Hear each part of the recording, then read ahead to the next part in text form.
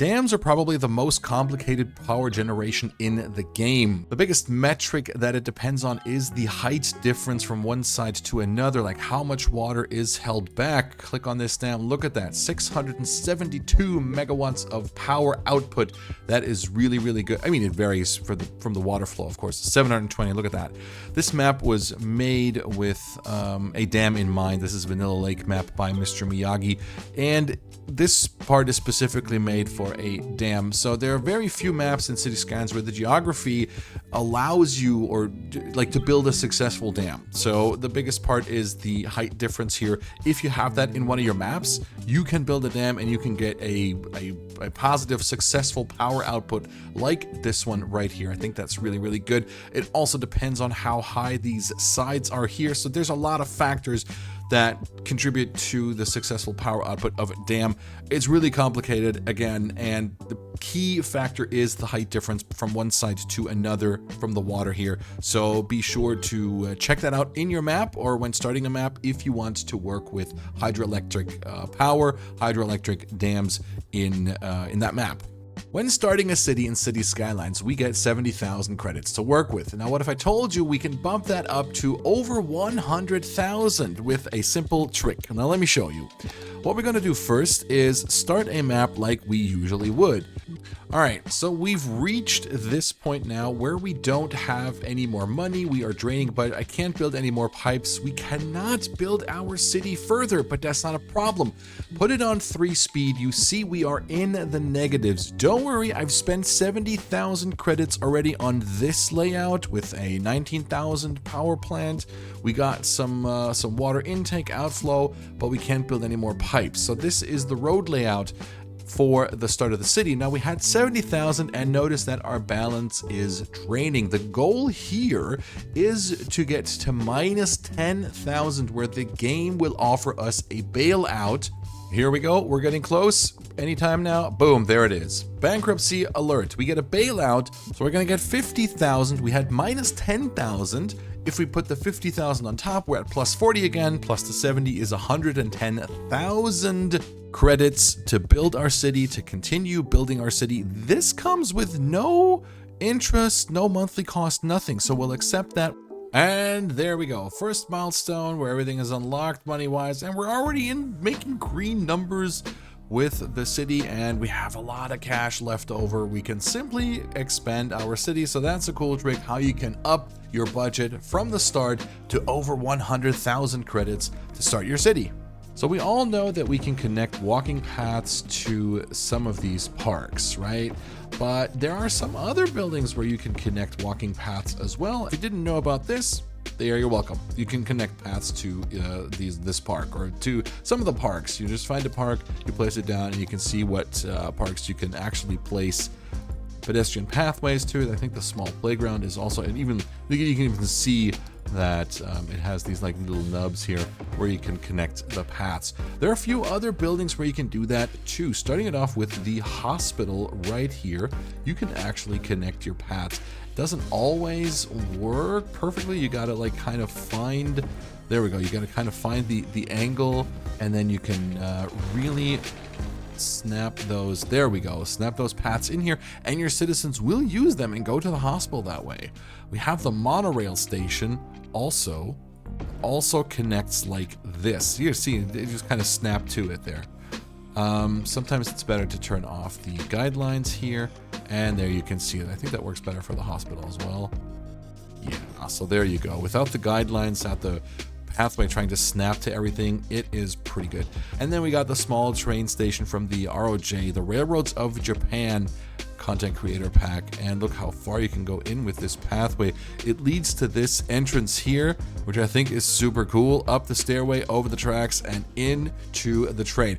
So a really, really fun little detail. Just plop a building and see if you can connect your pathways to it. I think that's pretty cool, and I was pretty excited to actually find this out. So yeah, there we go. Connect your pathways to buildings, not just to the parks, also to the parks, but also to various other buildings. Really, really exciting. Have you ever had this issue? Bookstore, bookstore, bookstore, bookstore, bookstore, bookstore, bookstore. Some buildings spawn in and you think, wow, that is all the same. I want something different. Well, here's a cool little trick you can do. First of all, we have the historical feature. You just click that, and even if this building levels up, the visual appearance will stay the same. So I will always stay this bookstore even if it levels up right here. So what we can do here, the next one we can let level up. This one we can delete. Boom, let something new spawn in here, and this one can also be deleted. So I think it's really, really fun to have like these, but like, look at this. This is level 2 game go. Looks really great. I do not want this building to change its appearance once it levels up. So we're going to put the historical feature on it and it will stay that way. Always good for if you want to avoid like this kind of thing, like drugstore. Look, I don't really like this building all that much. This commercial building, I should have put down the historical feature when it was level 1, for instance. I guess we all know this building right here. This is probably the ugliest building in City Skylines. I'm sorry whoever made that. It just doesn't look really good, I don't think. And to avoid that, you just mark the building's historical in an earlier state and it will not change its appearance. And I think that is a really cool way to get a unique looking city with these buildings. That works for residential buildings as well as industrial and offices too, of course. Okay, so what often happens in City Skylines is that we have these like empty spaces. We built a block, we zoned it, and now this right here. Well, what we can simply do is the game gives us a lot of options to go and yeah, make something unique out of these little spaces. So first thing I want to do, see if I can sneak a pathway through here. No, probably, well, something will get demolished. It's fine though. And now simply add something like this, a bit of a walking, hey, the letter P. All right, a walking path.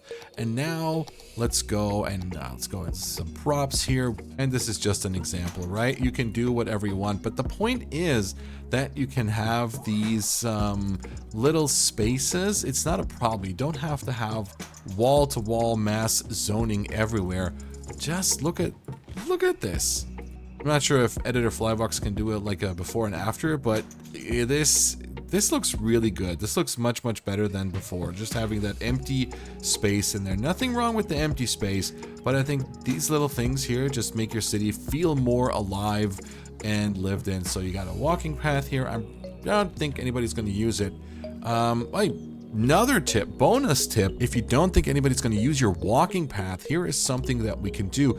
We have walking tours. So if we go to tours and then walking tour point of interest. So what we do is create a new line, add a stop, and then complete the line. And now if we put it on 3-speed for a moment, we should see actual citizens use this with the walking tours.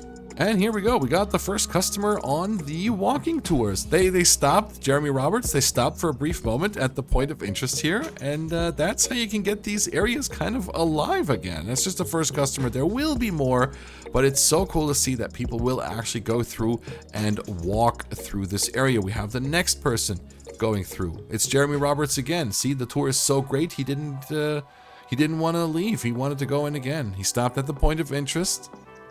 Right there, and he'll stop here again at this gazebo. That is really cool.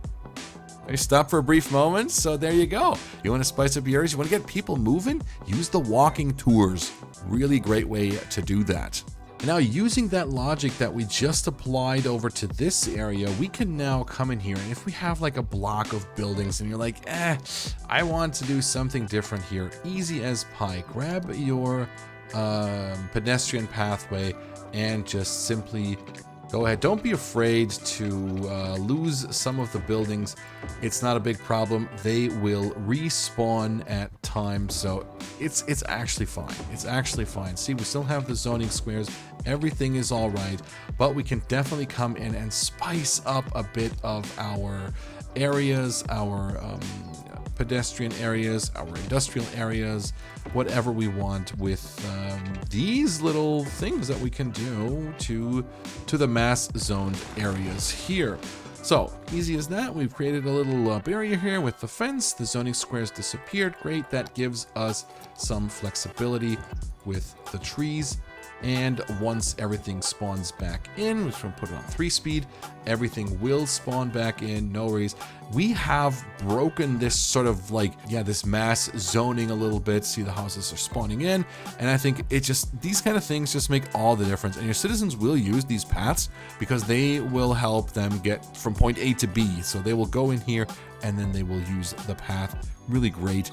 And the buildings have spawned in, and I think, that looks so much better. It's so much better if we just give it a little bit of thought in terms of the zoning here. So if we mind that, and mind that we can, add walking paths and fences and trees and foliage and stuff, everything will be more nicely looking.